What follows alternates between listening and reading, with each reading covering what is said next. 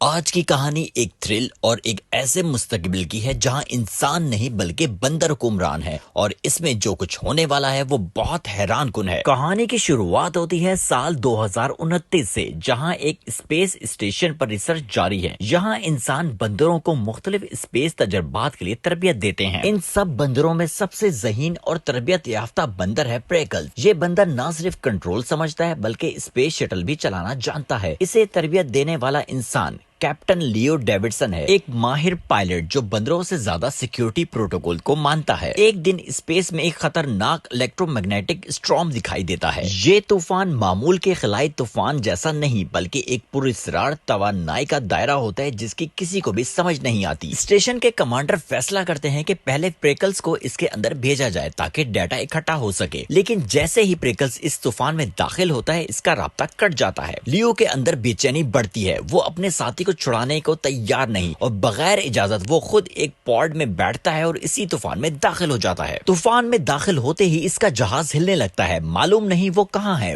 وقت رک چکا ہے، آوازیں گڑمٹ ہو چکی ہیں، سامنے صرف روشنی ہے۔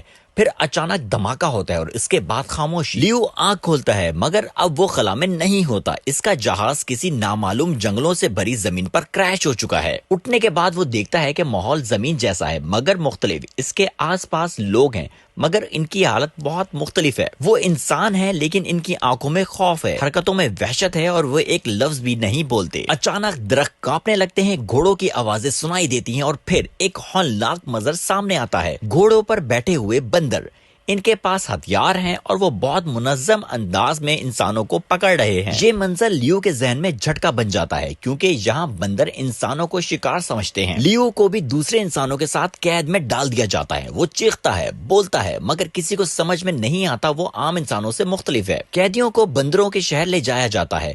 یہ شہر حیران کن ہے، یہاں عمارتیں ہیں، مارکیٹیں ہیں، فوج ہے، عدالتیں ہیں، لیکن سب کچھ بندروں کا ہے۔ یہاں 3 طرح کے بندر نظر آتے ہیں، گوریلا جو کہ فوجی اور محافظ ہیں، چمپینزی جو کہ سیاستدان اور لیڈر ہیں، اور یوکاڈان جو کہ علم اور تحقیق کے ماہر ہیں۔ اور یہاں پر انسان صرف پالتو جانور تصور کیے جاتے ہیں۔ یہاں لیو کی ملاقات ہوتی ہے کچھ اہم کرداروں سے۔ ایری، ایک ذہین اور رحم دل بندری جو سمجھتی ہے کہ انسان غلام نہیں بلکہ حساس مخلوق ہیں، وہ انسانوں کے حقوق کے لیے آواز اٹھاتی رہتی ہے۔ اس کے مقابل ہے جنرل تھیڈ جو کہ ایک ظالم ہے۔ یہ ایک ظالم جنگجو گوریلا جو انسانوں سے شدید نفرت کرتا ہے۔ وہ سمجھتا ہے کہ انسان دھوکے باز ہیں اور دنیا پر حکومت کا حق صرف بندروں کے پاس ہے۔ ایری جب لیو کو بولتے دیکھتی